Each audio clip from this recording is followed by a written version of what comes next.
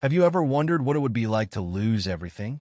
Imagine having wealth, family, and a spotless reputation, only to see it all stripped away in an instant. Today, we explore the life of a man who lived through unimaginable loss but still held on to his faith. Welcome to the story of Job, a man whose righteousness was tested in ways beyond comprehension. Job's story begins not with suffering, but with prosperity. He was a man of great wealth, owning vast lands, thousands of livestock, and having numerous servants. He was known and respected throughout the East as the greatest of all men in his region. But more important than his material wealth was Job's character. The Bible describes Job as blameless and upright. He feared God and shunned evil. Job 1 verse 1. He lived a life that reflected his deep reverence for God. Every day, Job would rise early in the morning and offer burnt sacrifices for his children, just in case they had sinned in their hearts. This shows how much Job valued spiritual purity and his responsibility as a father. Job's life was a picture of balance, blessed in wealth, family, and his relationship with God. He lived in such a way that even God could boast about him in the heavenly courts. Imagine being a person that God himself could speak about with pride. God said to Satan, "Have you considered my servant Job? There is no one on earth like him. He is blameless and upright, a man who fears God and shuns evil." Job 1 verse 8. The secret of Job's prosperity wasn't just his hard work or luck. It was his righteous life. Job feared God, and in turn, God had placed a hedge of protection around everything Job owned. The forces of darkness could not penetrate that divine shield. Yet, as we shall soon see, Job's story takes a sharp turn. The real test comes when Satan challenges the reasons behind Job's faithfulness. Is it because of God's blessings? Or does Job serve God out of pure devotion? The scene begins in the heavenly courts, where Satan presents himself before God. Satan, the accuser, had one goal: to prove that Job's faithfulness was only because of God's blessings and protection. Satan challenges God, implying that if everything Job had was taken away, Job would curse God to his face. God, confident in Job's righteousness, permits Satan to test Job. But with one restriction: Satan is not allowed to harm Job's body. What unfolds next is a series of unimaginable tragedies, all happening in a single day. Job is going about his day when a messenger arrives with terrible news. The oxen were plowing and the donkeys were grazing nearby, and the Sabaeans attacked and made off with them. They put the servants to the sword, and I am the only one who has escaped to tell you. Job 1 verses 14 to 15. Before Job could process this, another messenger arrives with news that fire from heaven fell and burned up the sheep and the servants. Another reports that the Chaldeans had raided and stolen Job's camels. But the final blow comes with the most heartbreaking news of all.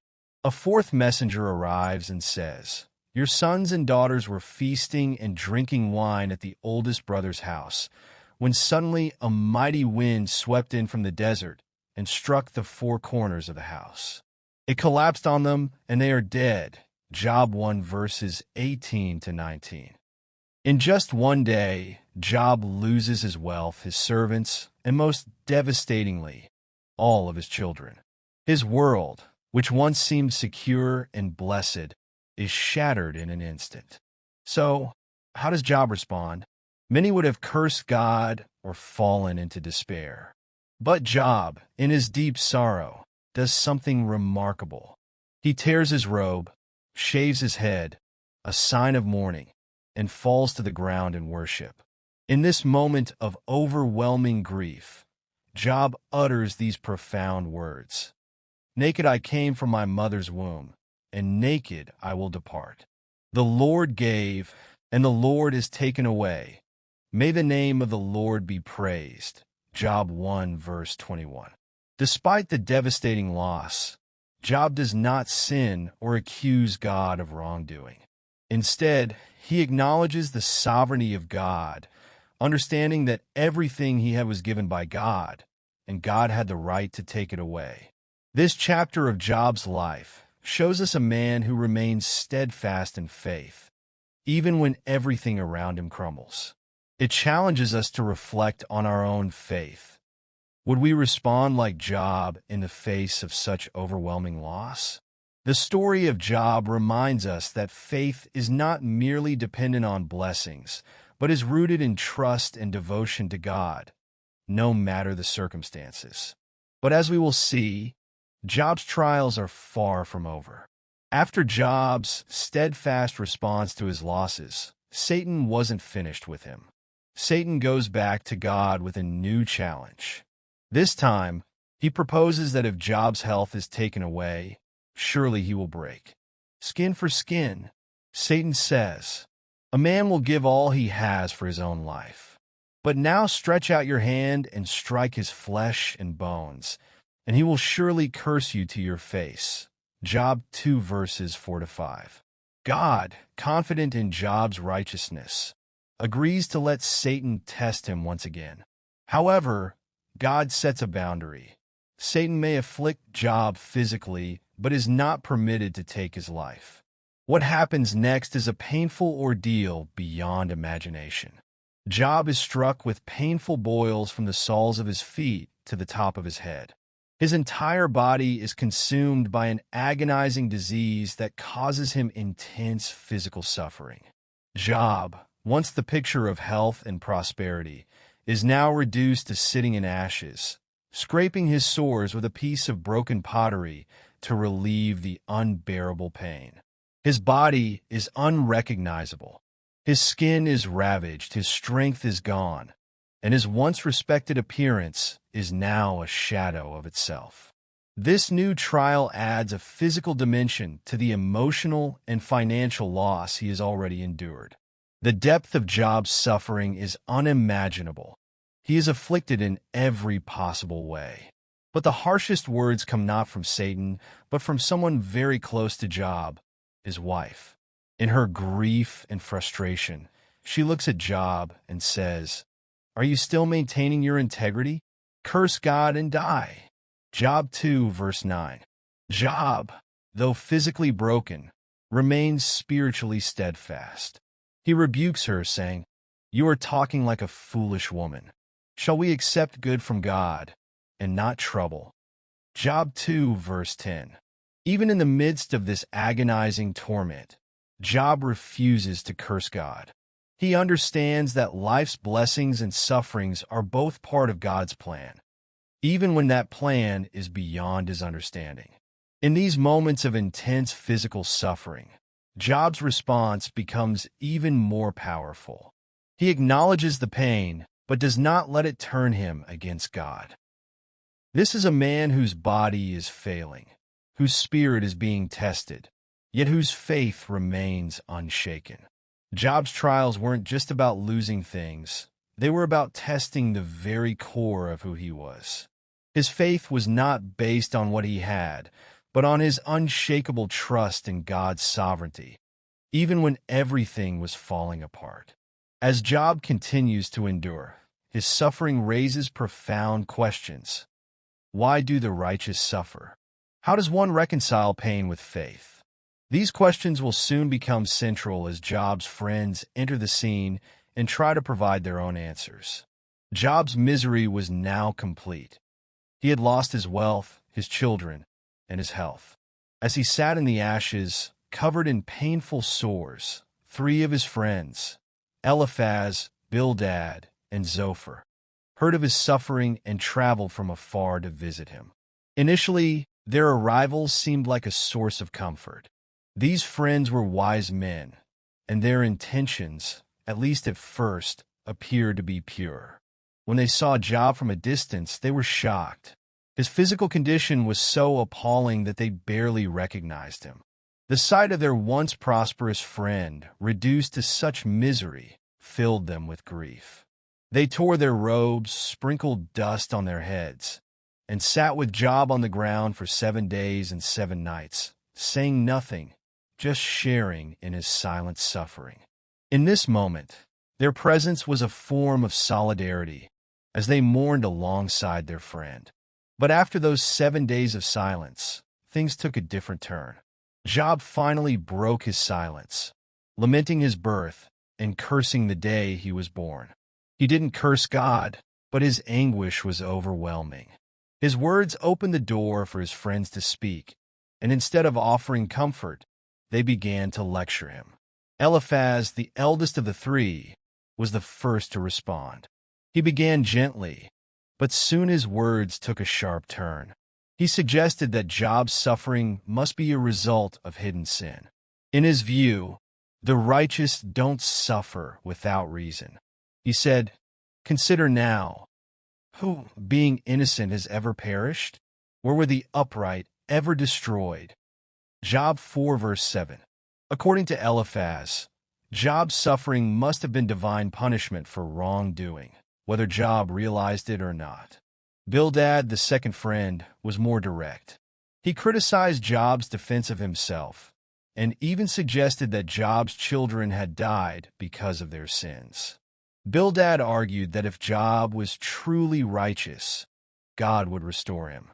If you are pure and upright, even now he will rouse himself on your behalf and restore you to your prosperous state.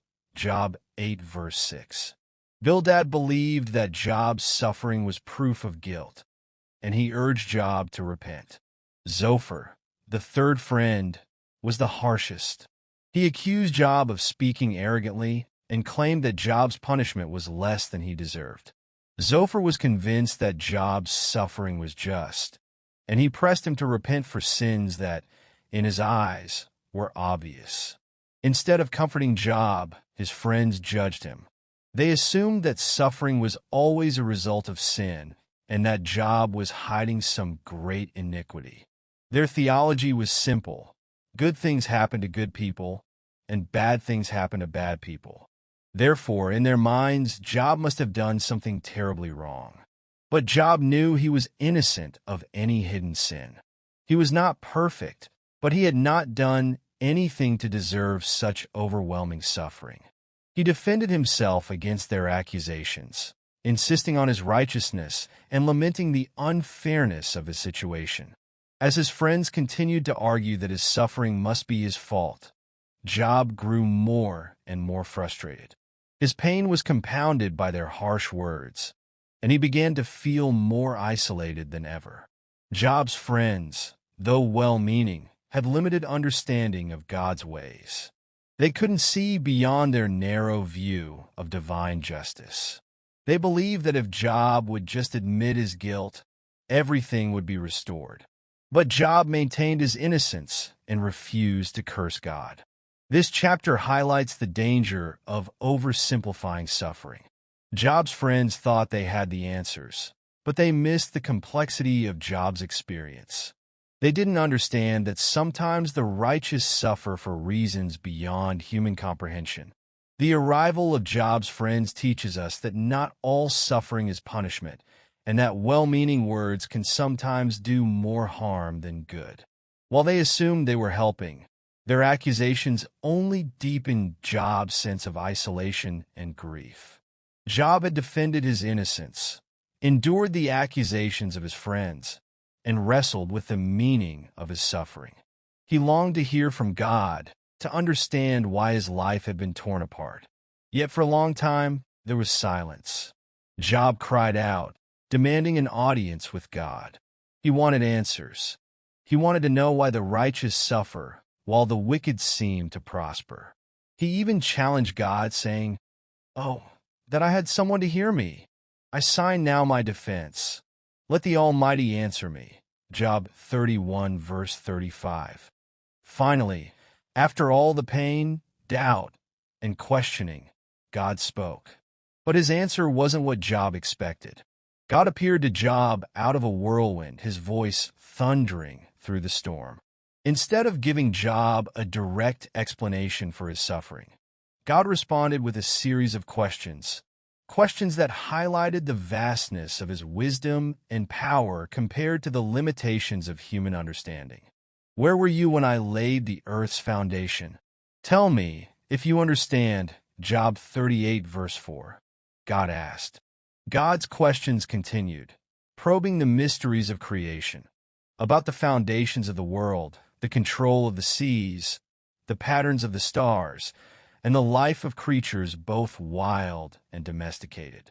Through these questions, God revealed that his ways were beyond human comprehension. The message was clear. God is sovereign over all creation, and his purposes are far greater than Job or his friends could ever grasp. In this moment, Job realized that he had been wrong to demand answers from God. His limited understanding couldn't possibly grasp the full scope of God's plan. In humility and awe, Job replied, I am unworthy. How can I reply to you? I put my hand over my mouth. Job 40 verse 4. Later he confessed, Surely I spoke of things I did not understand, things too wonderful for me to know. Job 42 verse 3. Job had sought an explanation for his suffering, but what he received was an encounter with God himself. And in the presence of God, Job found something even more valuable than answers. He found a deeper understanding of God's greatness and wisdom. After this encounter, God turned his attention to Job's friends. He rebuked them for speaking falsely about him, saying, You have not spoken the truth about me, as my servant Job has. Job 42 verse 7. They had wrongly assumed that Job's suffering was due to sin, but God corrected them. He instructed the friends to offer a sacrifice, and Job, in his righteousness, prayed for them. Then, something remarkable happened. God restored Job's fortunes. He gave Job twice as much as he had before. His livestock, wealth, and property were all returned to him in abundance.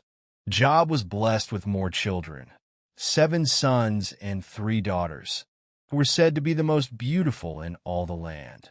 Job lived for another 140 years, seeing his descendants to the 4th generation. What is striking about the end of Job's story is not just his restoration, but his deepened understanding of God. Job's suffering was not a punishment, but a test of faith. And through that test, Job came to know God in a much more profound way. He said, My ears had heard of you, but now my eyes have seen you. Job 42 verse 5. This is the essence of Job's journey, moving from hearing about God to truly knowing him. In the end, Job's story is one of perseverance, humility, and faith. It shows us that suffering is not always a result of sin, and that God's ways are beyond our understanding. But even in our deepest pain, God is present, and his plans for us are ultimately good, even when we cannot see it. As we conclude the story of Job, we are reminded that no matter how dark our situation may seem, God's sovereignty and wisdom can bring light to any circumstance. Like Job, we may not always understand why we go through trials, but we can trust that God is always in control and that his purposes for us are far greater than we could ever imagine. Thank you for joining us on this journey through Job's trials, his faith, and his ultimate encounter with God. If you found this story inspiring, be sure to subscribe, like, and share your thoughts in the comments below. Stay tuned for more stories of faith and perseverance.